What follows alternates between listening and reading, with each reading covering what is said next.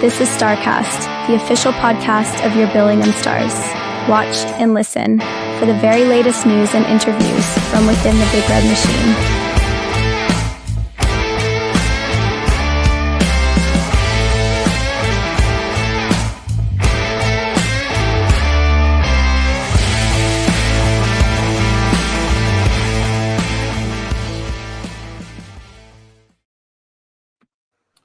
Hi and a very warm welcome to this latest edition of Starcast, your official podcast of the Billingham Town Council sponsored Billingham Stars. Managed to say that without breaking my teeth this week, which is very good. Welcome. I hope you can enjoy what we're going to talk about. All things Billingham Stars, league and cup action to talk about this week as we get into the business end of the season. Delighted to be joined once again. Carol and Jono are here with me to talk about things on the ice and some off the ice as well for the Billingham Stars. Carol and Jono, evening. How's things? Evening. Yeah, everything's good. All good. Super duper. Without further ado, we'll crack straight on and talk about the action on the ice.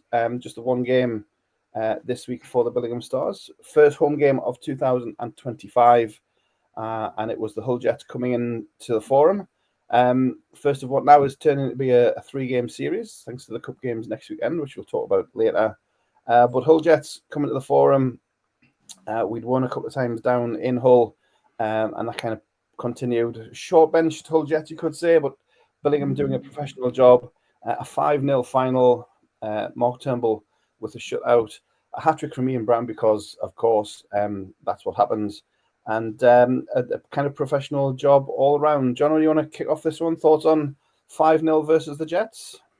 Yeah, I was a little worried actually before the start of the game. Obviously, with Hull losing the night before, you just knew that the coaching staff there, we spoke to them before, would have given them a right roasting. And then when you see a shortened bench as well, sometimes you just think those lads are going to dig in. They're going to battle more than ever. This could be a real pain in the neck of a night. But no, it wasn't meant to be. We had to kill an early penalty. Mikey scoring short-handed on that, and I think we were just all away from there. Wasn't the best Billingham performance that we'll ever see, but did enough. Were clinical enough, and got the job done. Yeah, and getting the job done has been the mantra. I'd say when you don't play your best, Carol, but you get the performance. Do you want to talk about the goals at the front or the performance at the back from Mark, who's been last 3 performances he's put in have been stellar performances in there? Which way do you want to talk about? I'll take the back. I'll take the back just on the basis that we every season you have these unsung heroes that people don't necessarily talk too much about. And I think these last few games, anyway, we've seen the best of Mark Turnbull, who doesn't get talked about a lot because that's his role on the team. He's the backup netminder, and they don't tend to get too many headlines. But through circumstance, he's kind of come into the team and took the majority of the last month's worth of games. He's not put a foot wrong the whole time. He's done everything that was asked of him. Pulled out some amazing saves on Sunday. You could argue that the Stars had that game won anyway, but the only reason that we blanked Hull Jets is 100% down to Mark Turnbull, and he's shining at the moment. He has an excellent defence in front of him, and I'm sure he would point to that as well. But when he's called on, when he is effectively the last line of defence, he's not putting anything wrong. He's getting gloves on pucks, he's getting sticks on pucks, he's doing everything right. And if we are to win any silverware this season, we need 2 excellent netminders, and at the minute that's exactly what we've got. Yeah, he played D-side away before Christmas, Whitley away, and then the home game here. Played Sheffield away as well, so I forgot about that one as well. So he's played kind of 4 of the last 5 games, and as Carol says, John, particularly on Saturday, on Sunday, he was flashing the glove hand and did what had to be done. And when you have somebody like that, it takes the pressure off Jacob in a way that Jacob doesn't have to play every minute of every game as has happened in the past sometimes. Yeah, I think it even makes Jacob's life a lot easier. because there's some big games coming, and that can weigh a lot of pressure on a young lad. And we know how cool Jacob is, but there must be some pressure in there. He must feel it at some time. But Mark's been extraordinary over the last 4 or 5 games, and he well deserves all the credit that he's getting. It's probably the best hockey that he's playing. He's probably never expected to get this many chances, but he's been relied upon. The lads have trusted him, and he's certainly repaying that faith. And he did it last year. He played a couple of big games for us last year, and without him, we wouldn't have had that first league title in 12 years, whatever it was. And he's certainly helped us on our way to going back to back, if that's what is in line for us. Yeah, Fozzie and Sykesy in a post game on Sunday both mentioned how the guys don't treat Mark any different to Jacob now. It's kind of 100% trust. Whoever's in net, the guys trust who's in there. So that's fantastic for the running, as I say, getting to the business end of the campaign. We haven't done this for a while. Let's talk about Ian Brown. He scored on. Obviously, he scored it's kind of blasé, but he scored a hat-trick on Sunday. And I asked. I know I've thought this a couple of times. I asked Ant to check it out. It was his 8th hat-trick of the season. And I think that was the first one where he's only scored 3 as well, because he doesn't just do 3, he does 4s, 5s, whatever. The first goal, as I said to Carol, my first reaction was 2 words, and they weren't publishable on a public podcast. It was just ridiculous. I said the second one, and what I was noticing as well is, and it's a kind of a lesson for hockey players, kind of watching and learning. It's his edge work, it's his skating. He gets it into positions because of the way he can skate and the way he can get into position. So he's kind of an all-round player, and 47 goals he's up there now. We only led the team last year on 49 in like the whole season. So Sykesy called it a purple patch, and you just don't see it. He's come back from his Christmas break, and he's kind of picking up where he's left off. Carol, people quote the stats to me, and I'm still blown away by it. A lot of what you just said is bob on there, Craig, because it's a joy to watch his overall game. I watched him on our power play unit on Sunday, and the amount of times he got himself into the best position to set up to score, and all credit to Hull for getting vital sticks in lanes at the right time, etc., because he genuinely, he's got a great hockey brain, and he knows exactly where he should be. And I think that's what teams find quite frightening about him, is because he's not fastest on the ice. He's not the biggest. He just knows where he's got to be, and he has got the skating style to do it.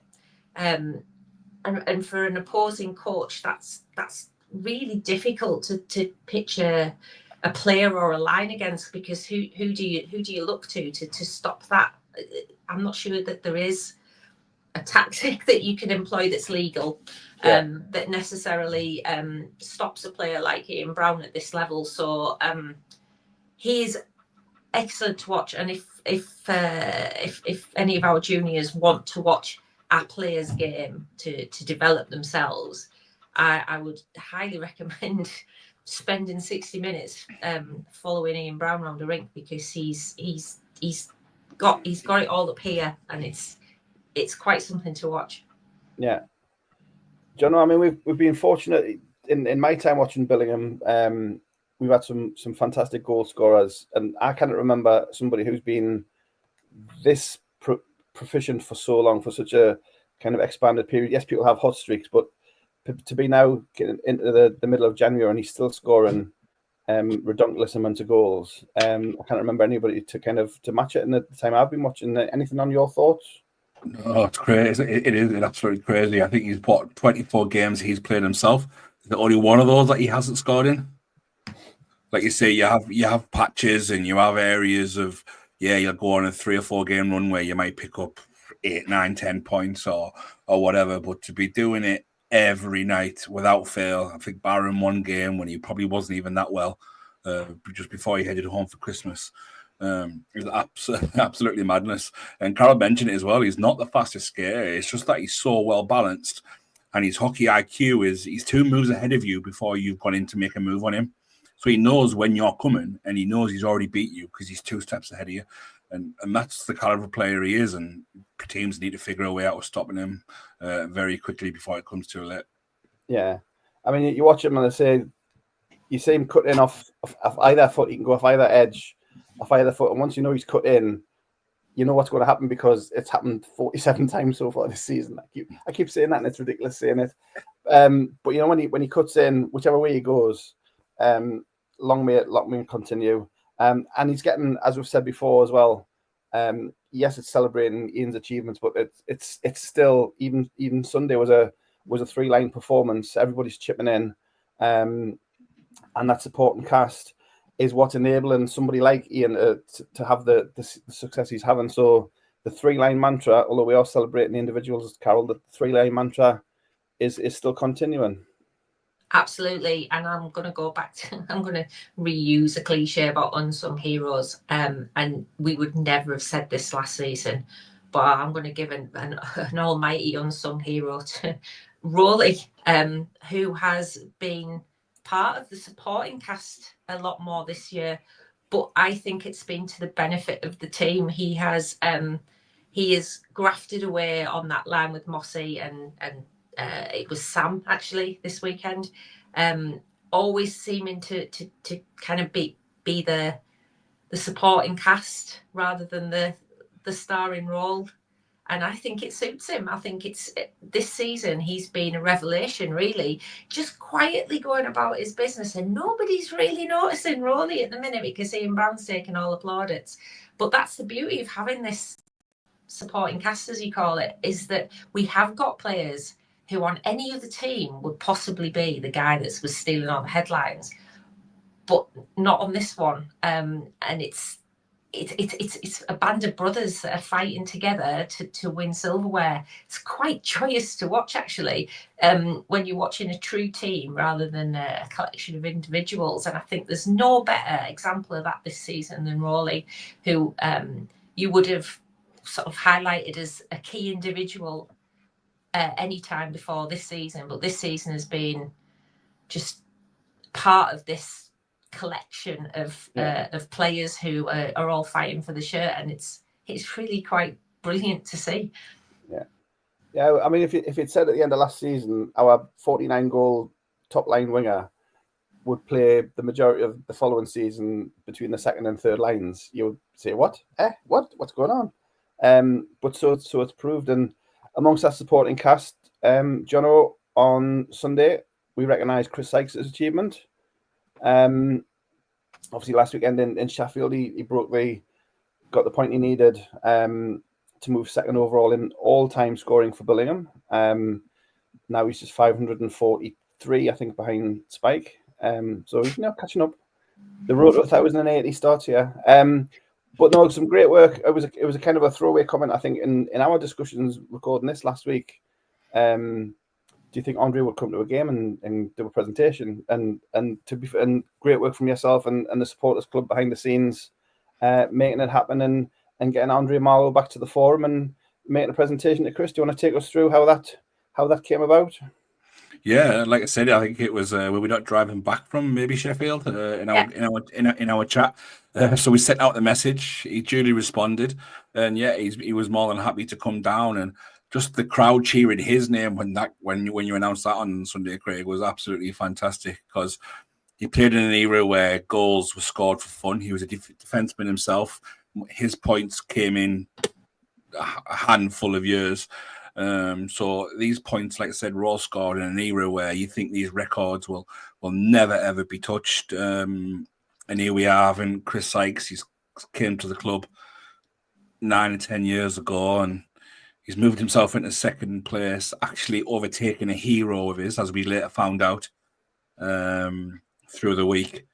And yeah, it was just great to be able to put a smile on someone's face and just to say thank you for everything that he's done. He's not a professional sportsman. He puts his body on his line every week. He has time away from his family. So to put that commitment, that dedication, and that many points. It's just absolutely crazy, and it was a wonderful thing to be a part of, and it was a great thing to set up for him. Yeah. And St. Andre, back at the forum, Carol, I know you and I had a chat about what sort of points you were. We had a look at one of his seasons where he was third top scorer in the whole club. So if people are thinking about what stats are like at the minute, listen to this stat line. So Andre played 30 games, scored 39 goals, added 118 assists for 157 points, and he was third top scorer behind. And you named him straight away, top of the list. Yeah, John Hutchins was second, and I believe still the current record for the number of points in a single season for a Billingham player. I believe it's still the record. It must be the record because it's ridiculous.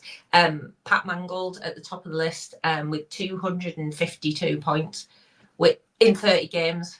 In 30 games, which is just wild. It's wild. But anybody who remembers Heineken hockey, unfortunately, I am old enough to remember Heineken hockey, and I remember that season. And there were some stupid scorelines that season. I think we must have tonked Aviemore at least 4 times by 20, 30 goals a time. So it wasn't an era where cricket scores were out of the question, but still 252 points in 30 games is ridiculous. What's that, 8.5 points a game, something like that? Yeah. Yeah, so Pat Mangold, so let's say for people who like stats people, so Pat Mangold, 30 games, 116, can I say without laughing? 116 goals, 136 assists, but he wasn't the top goal scorer that year. John Hutchins scored 120 goals in 30 games. 4 goals a game. Ian Brown does that now. That's Ian Brown level of performance. That's ridiculous. But yeah, some names on that list. So if anybody wants to go down an elite prospects rabbit hole, look down the Billingham Bombers, Cleveland Bombers. Don't do it; you'll be stuck for hours. Well, that's why. Pick a player and then just follow that player around. You'll be fine. Yeah, that was a good chat on Sunday. And say getting Andrea back. Before this life, obviously in Newcastle, my hockey team, obviously when the Vipers came back, one of the senior pros they turned out to kind of boost their blue line was Andrea Marlowe. He played the first half of the first season of the Vipers in 2002, I think it was. And even then, he was. We joked he'd play the game, take his shirt off, hang it up, and just walk out because he was just he could play for 40, 50 minutes even then and still was class. So although I didn't see him in a Billingham jersey, I appreciate the love that the Forum faithful had for him. So it was great to see him get back on the ice at the Forum. Who knows whether we'll see him again? But he seemed to appreciate it, and he said as much on Facebook as well. So. IT literate and a hockey player. What's that all about? Army school teacher. It was fantastic to see, and I say well done to Jono, the supporters club, and everybody who made it happen behind the scenes. And I know Chris mentioned Rachel kept it a secret from him as well. So he was like a smiling schoolboy when he remembered. So it was fantastic to see. So well done, everybody concerned. Hull, as I said at the top, we've played them in the league. But it's not the last time we'll see them. We do have a cup series coming up against them this coming weekend, which we'll talk about in a moment. But what we'll do is we'll take a quick break and then we'll come back and look at the results from last weekend across the NIHL North Division 1. And then we'll look at the league table and then we'll dive into the NIHL North Cups, which are taking place this coming weekend. So we'll take a break. Back soon. This is Starcast, your official podcast of the Billingham Town Council sponsored Billingham Stars.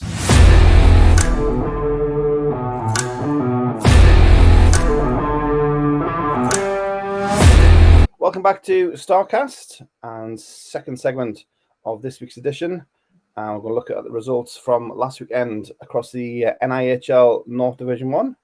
Thanks again to AIH Graphics Department for their slide here with the results. So last weekend, it was already kind of mentioned during the Hull report. Saturday in Sheffield, the Scimitars won a 5-4 shootout over the Hull Jets. And then in the playoff race at the bottom of the table, Leeds Knights take a big 7-2 win over the Widnes Wild. And then on Sunday, D-side 7, Whitley 5, Billingham Hull we know about, Widnes 5, Solihull 7, and then Blackburn 14, Sheffield 1. Where would you like to start on that one, Jono? Yeah, I think we've got to look at Sheffield and say a massive well done to them for getting a win on home ice. I think I looked earlier today. I think the 3 previous games they conceded something like 40 goals in the 3 previous. So to come back and put in a performance against a good Hull side, I think Carol mentioned last week, were as good as anybody away from home so far this year. And I think that would have stung the Jets quite a bit. And I think it could have maybe even played a part in their performance on the Sunday. I expected them to get a rollicking and turn up with fire in the belly, but I think it could have went the other way. And it really got their heads in the gutters. Yeah. And the playoff race at the bottom, Carol, we said it a couple of times, these fixtures between like the Widnes, Leeds, Nottingham, Sheffield, all playing each other over the next few weeks, and Leeds making a big statement there with a win on home ice. Yeah, you can look at Sheffield and Widnes and say they had 2 very different games on Saturday and Sunday. So Widnes away at Leeds on the Saturday don't look like they did so well, and Leeds have obviously decided that they want a run at securing a playoff spot. And then you look at the result for Widnes on the Sunday, and they've run a Zaki Okayama boosted Solihull Barons extremely close. That one was very close right up until the end. So 2 very different games for Widnes and 2 horrifically different games for Sheffield, in that, they get this excellent result on the Saturday and then they get spanked on Sunday. 2 very odd results in many ways, especially considering Sheffield, I believe that was only 2-1 to Blackburn at the end of the first. So to concede 13 goals in 2 periods, ouch, that's nasty. So yeah. So the bottom clubs are all really difficult to figure out, because they get mixed bags of results, exactly like this weekend, where you look and you go, oh well, they might be making a run at it. Certainly you would have thought that of Sheffield on the Saturday, and then you look at the result on Sunday and go, no, they're rubbish. It's really hard to call with those bottom 3 teams. If you put a gun to my head at this point in time, I'd say it's probably Leeds that are going to win that battle, but a lot of hockey to be played between now and then, so we'll just have to see. Yeah. Anything on the Sunday schedule, John? Yeah, just obviously the Widnes teams lads must have put in an absolute shift. I believe it was 5-5 with about 20-30 seconds left in the second before Solihull got the go-ahead goal, 6-5, and then the third period was just a one goal period. So if they hold on for that extra 20-25 seconds, you don't know where that performance could have took them in the third. But yeah, certainly you can't understand a very close game like that with Solihull and being blown away by Leeds the night before. But yeah, very, very interesting. And I think Carl's right. Leeds probably got the advantage, just for me, purely on the side of the games in hand that they've got against the 2 below. Yeah. I don't know if it's a case, I don't know if Sheffield have maybe is focusing there. If they're going to play their best team, they're going to play it against team where they think they can get a result. And maybe, because I was looking at the stats, the box score, that they split the net with at Blackburn. Scarlett played half the game as she did against us. Scarlett Richardson in net. And Blackburn just 74 shots they had on Sunday at Blackburn. So they put the pressure on. I think Scarlett played half the game. She made over 40 saves, and still go up a fair number of goals. So Blackburn, once they woke up from going behind, Sheffield scoring first against the big teams. That's what they do. Once Blackburn woke up, they kind of turned it on and spread the goals around at home. So, but yeah. So anything else on the results before we look at the league table? Yeah, shall we go there? I'll go there. Yeah, go on then. They lost again. Yeah, them up the road lost again. I've read a lot of stuff about this game, and I've read a lot of stuff that's happened after this game, and I don't think it's the last we're going to hear about this particular game. So I'll be brutal. That is a closer result than I thought it was going to be. I thought the Dragons at home would have far too much for Whitley Bay, but it wasn't until the third period that the Dragons appear to have turned it on. Yeah. So kudos to them for that. They've signed a couple of guys during the week, Whitley Bay, to give them some strength in the running. But yeah, I don't think we've heard the last about this particular game. I really hope they get each other in the playoffs, because these two teams are playing carnage against each other. Yep. I don't think the emphasis is so much on the hockey at the minute, and that's quite sad. Yeah. I mean, on the ice, it was 5-all with 10 minutes to go, and then Witkowski scored 50-08 and 57-56 to seal the result. 30 and 31st goals of the season. There was a major penalty to D-side. There was a major penalty at the end to Whitley. So as Carol says, we'll see what transpires out of that. Shots were fairly even. We'll look at how it affects the league table, and we'll put that all in the mixer. Blackburn Hawks have now qualified for the top 8 playoffs, the second team to do so. So Billingham on 66, Blackburn on 54, still got the 2 games in hand. D-side still in third, but there's a bit of a gap now from second to third. They're on 45, Solihull 44, with a game in hand. So Solihull still kind of possibly pressing for third place. Hull 42 points, and then another drop down. Warriors in 6th, Lions in 7th. And then this race we're talking about for the 8th place. Leeds taking a step forward with that win over Widnes. Leeds on 16, Sheffield on 12, and Widnes back to the basement on 11. But I say there's plenty of games between those teams as the season moves on. So we'll talk about, let's say we had Hull in the league. This weekend is Cup semi-final weekend in all 4 NIHL divisions, North and South. We're going to talk about the obviously our own tie and look at some of the other ties in North 1 and North 2. But yeah, so we haven't seen them for a while. It's the Hull Jets coming on Saturday and Sunday.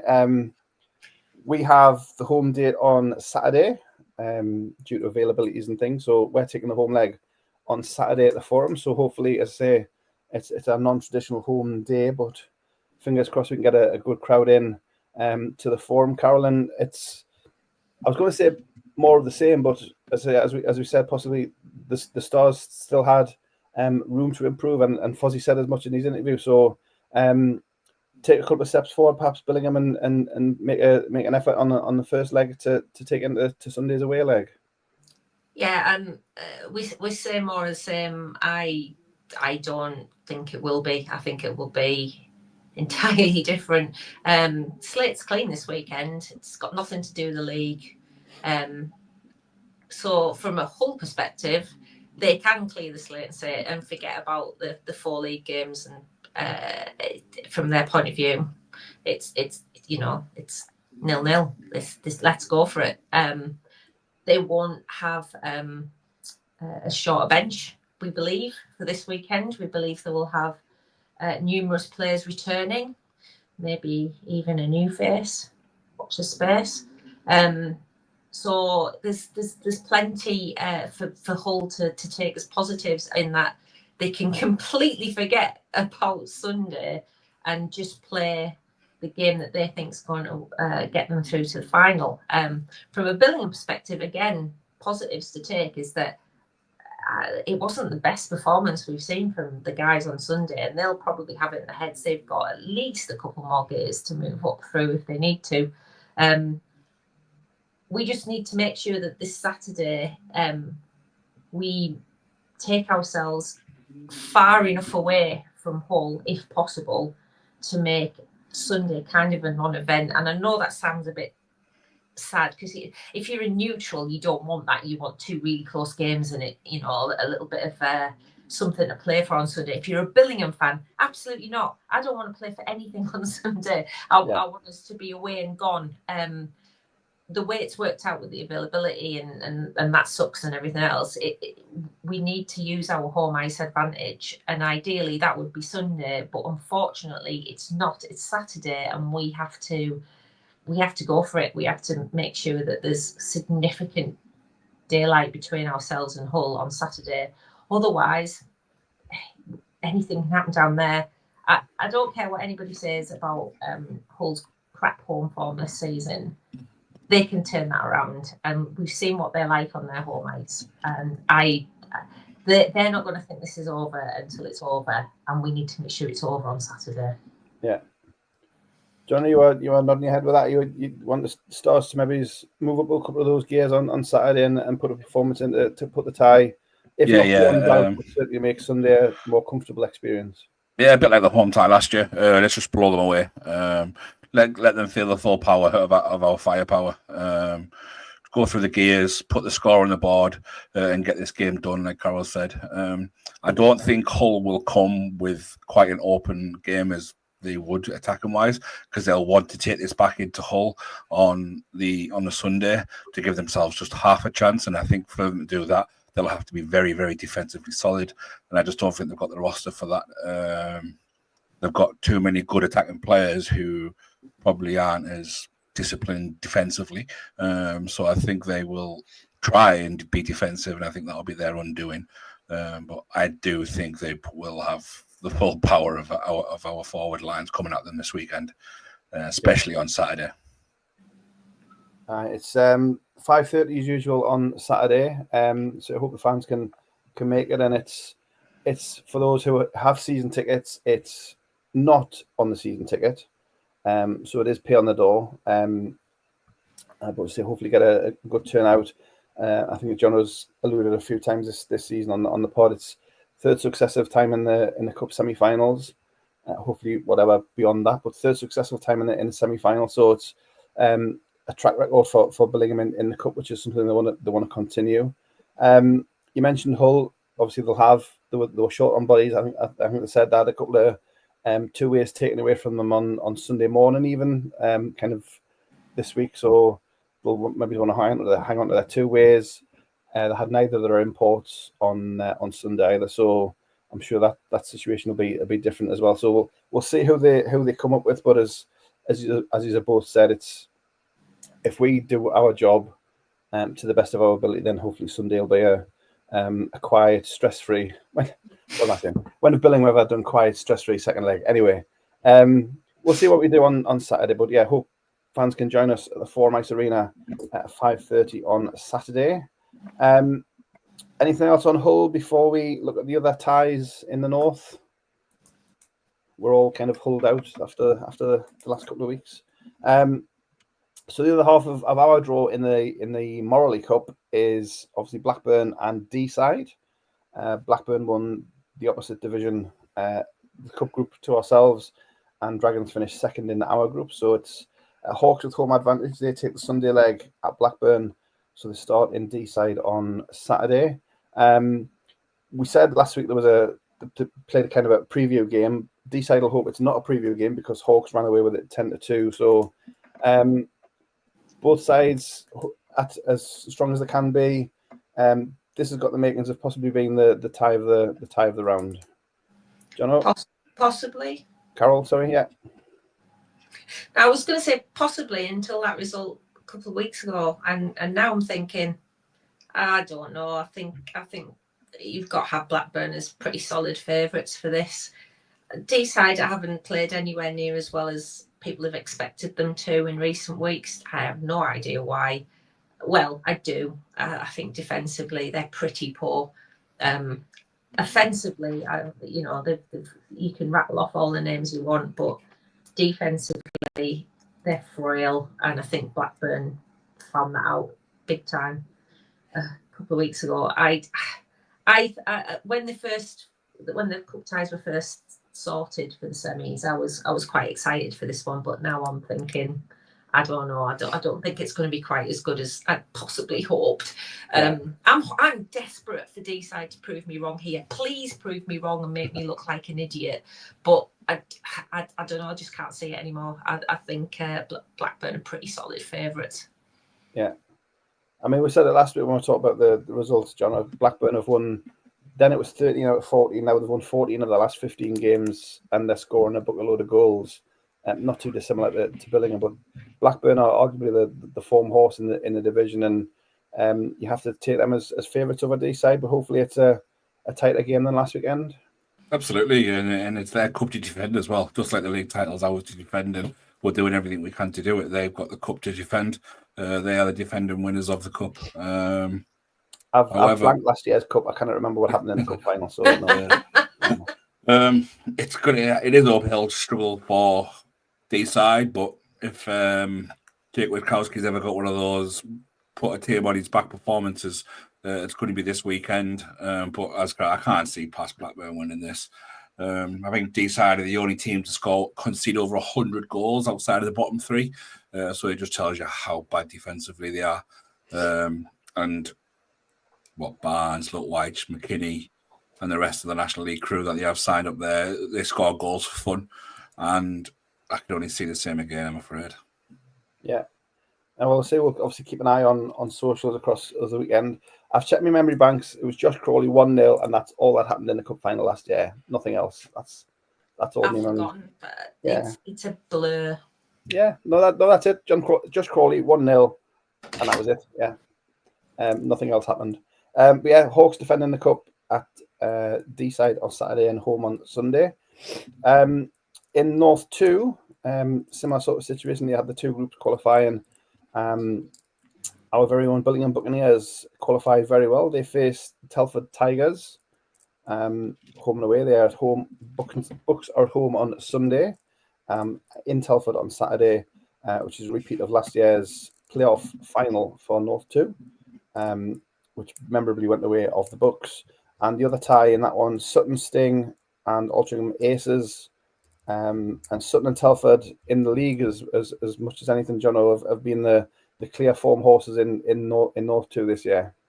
Yeah, Sutton have proved pretty much untouchable so far this year. Not even Telford have put a mark on them yet. I know they do play each other again in a fortnight, so that'd be quite big. But on paper, you can't look past those two teams. But we also said that at the playoffs last year, where the Bucks were concerned, and they took out both big hitters to their playoff title. There is a performance in this Buccaneers team, so you just never know, and you can't say never. And if they can get the game back to Billingham on the Sunday, you just never know if Stars rout the whole Jets on the Saturday, what availabilities might change for that game. Obviously, hockey is a strange world with two ways and stuff like that. But they've got a swinger's chance, as they say in boxing, a puncher's chance. Same for the Aces. I think they're fifth in the league, so they've done very well to make the semi-final.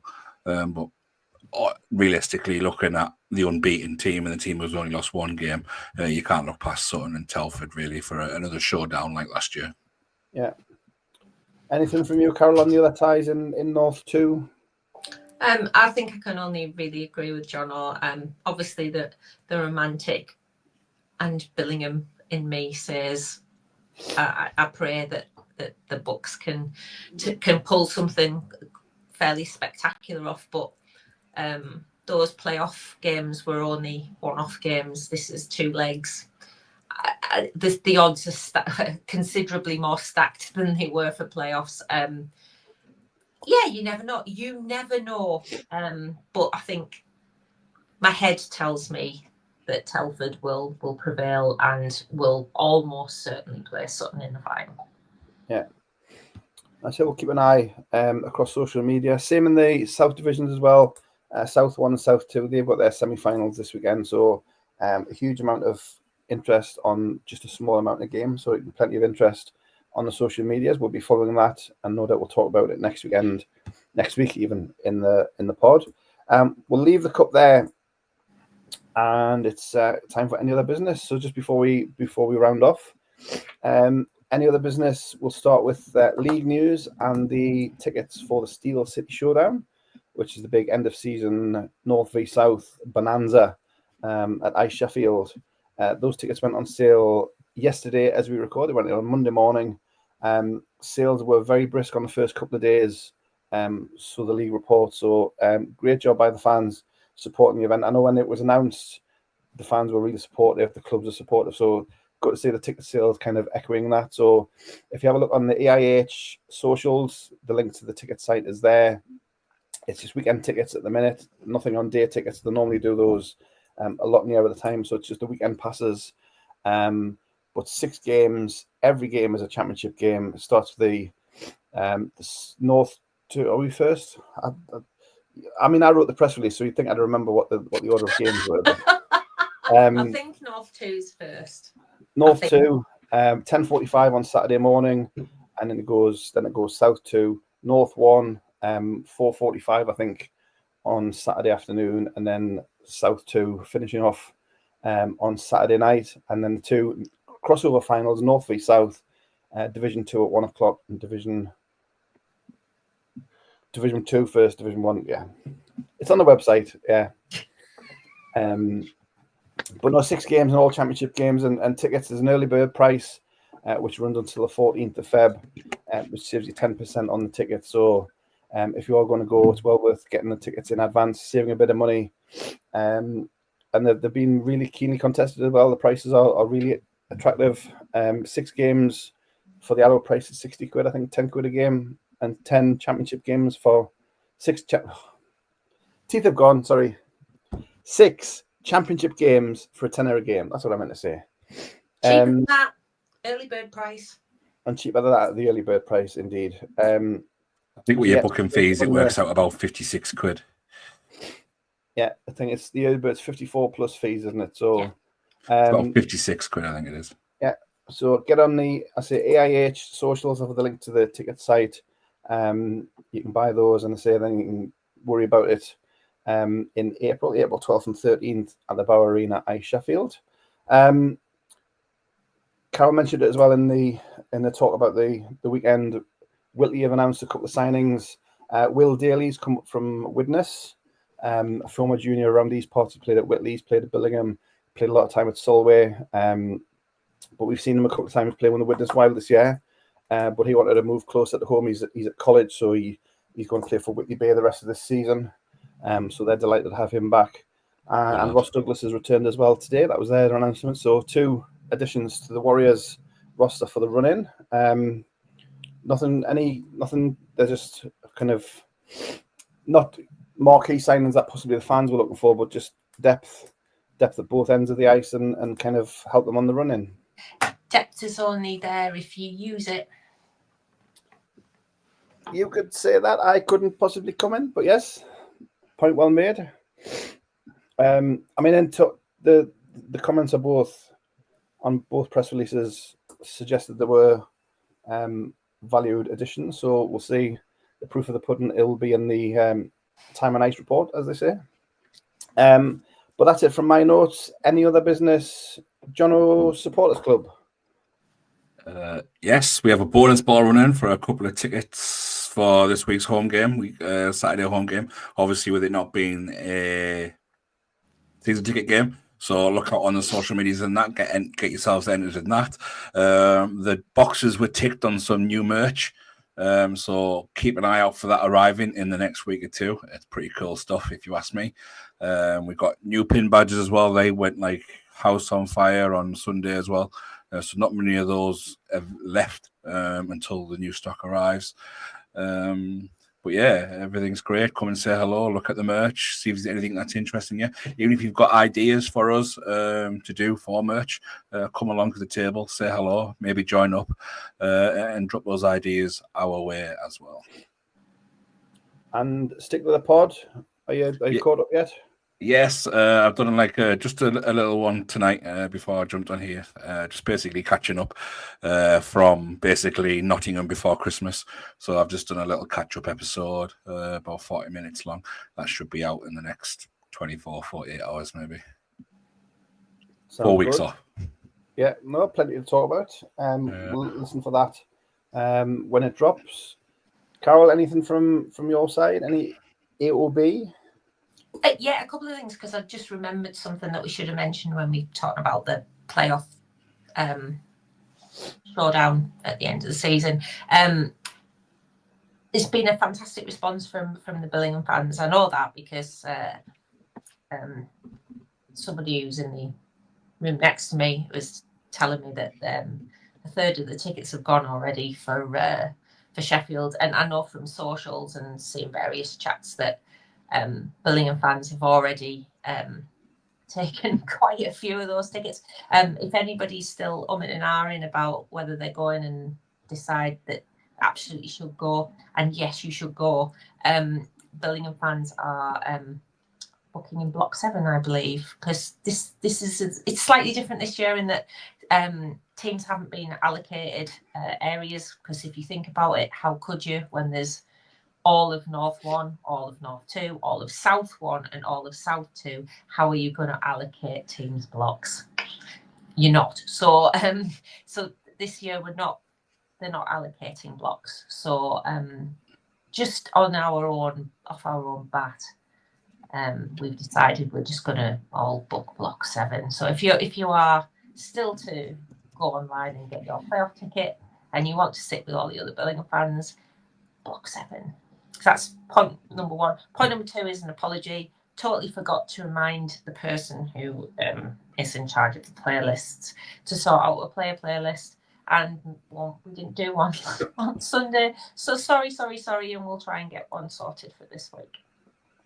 Yeah, we'll see what sort of tunes we can come up with. A new year, new playlist. Might do a cup special. Maybe we'll curate one ourselves. I don't know. A cup, yeah. Not sure what we put on it, like team FA Cup songs from years gone by. Let's Dance by Bob Mortimer and Chris Rea. I don't know. Yeah. Hang on, and I'll just Google that. Hang on. Computer says no.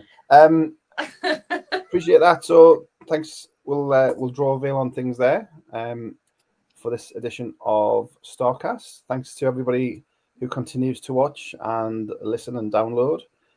Give us a like, share, a rating or a review on, if you're on Apple or Spotify or something like that. You can give us a rating and a thumbs up. Helps the algorithms and helps us get to a bigger audience. Thank you for your support. Thank you to Carol and Jono for your insight as always.